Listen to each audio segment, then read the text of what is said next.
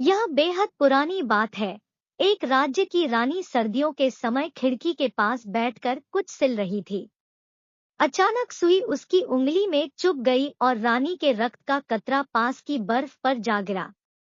इस घटना को देख रानी के मन में एक ख्याल आया कि काश मेरी एक बेटी होती, जिसका रंग इस बर्फ की तरह ही सफेद होता, उसका होंठ रक्त के कतरे से भी लाल होते और बाल काली घटाओं से।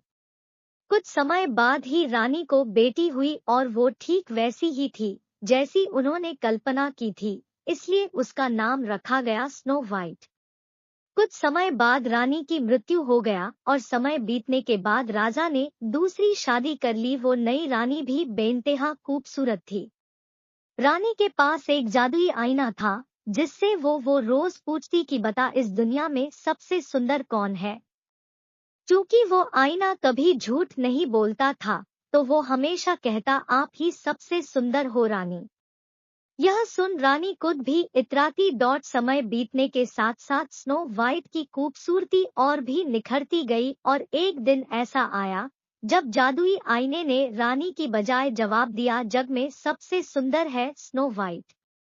यह सुन रानी को सदमा लगा और वो स्नो वाइट से जलने लगी।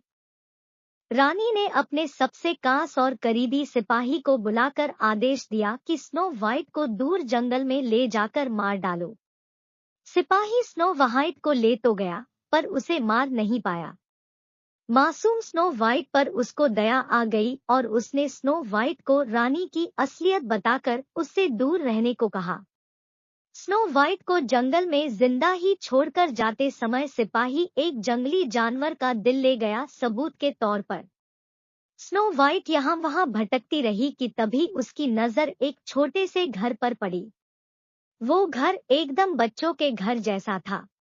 वो घर था 7 बौनों का। स्नो वाइट ने देखा वहाँ खाना भी है, वाइन भी है। उसे भूख लगी थी। इतने छोटे छोटे बर्तन और चीजें उसे आकर्षित कर रही थी।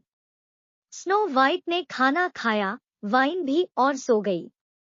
जब बौने घर लौटे तो सब कुछ अस्तव्यस्त देखकर सोच में पड़ गए। फिर उनकी नजर स्नो वाइट पर पड़ी।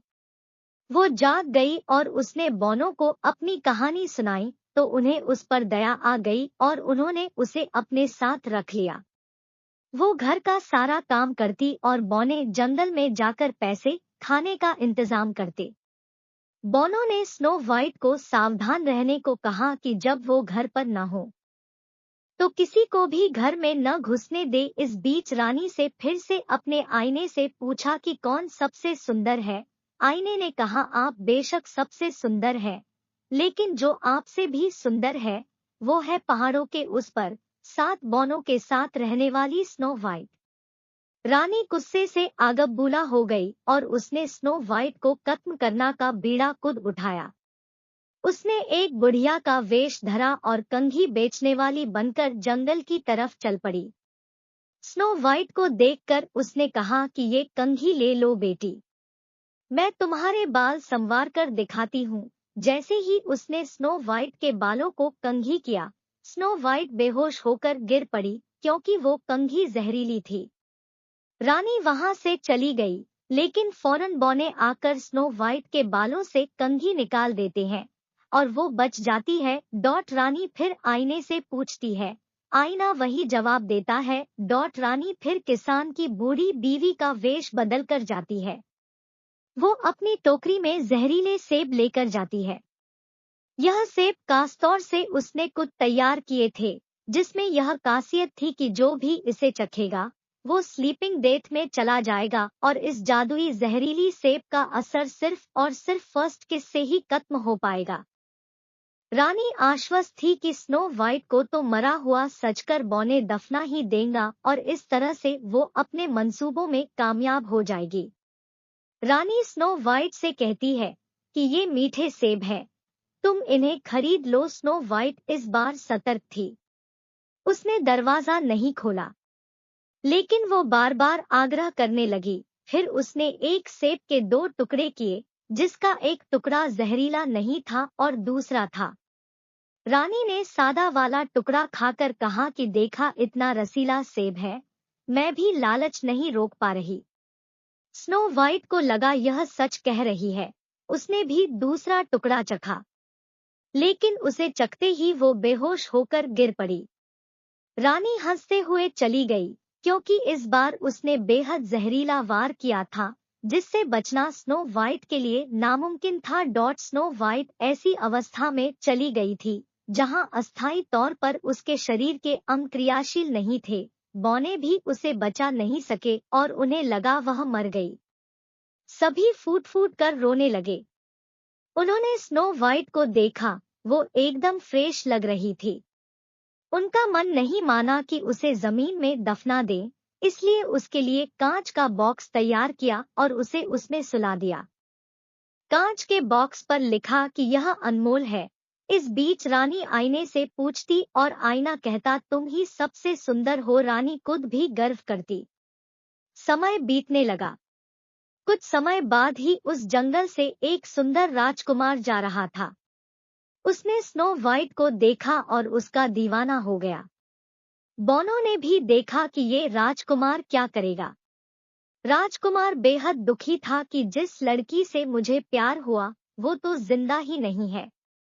उसने कॉफिन का कांच खोला और सोचा अलविदा करने से पहले अपने पहले प्यार को जी भर के देख लूं। राजकुमार ने कांच खोला और स्नो वाइट को भावुकता में एक किस कर दिया। किस करते ही रानी का जादू खत्म हो गया। स्नो वाइट जिंदा थी। राजकुमार की खुशी का ठिकाना न रहा। बौने भी खुशी से उछल पड़े। राजकुमार स्नो वाइट को अपने देश ले गया। वहां जाकर उन्होंने शादी की। शादी में बौनों के साथ साथ रानी को भी बुलाया गया। बौने भी बेहद खुश थे। इस बीच रानी ने आईने से पूछा कि कौन है सबसे हसीन, तो आईने ने कहा, तुम हो सबसे हसीन, लेकिन तुमसे भी हसीन है वो नई रानी। स्नो वाइट की असलियत जाने बिना रानी नई रानी की खूबसूरती देखने शादी में चली गई, लेकिन उसे देखते ही उसके होश उड़ गए। रानी को देश निकाला दे दिया गया और स्नो वाइट राजकुमार के साथ खुशी खुशी रहने लगी। सीख, ईर्ष्या और षड्यंत्र करने वाले खुद अपनी ही आग में जल जाते हैं। एक न एक दिन उन्हें अपने किए की सजा मिलती ही है।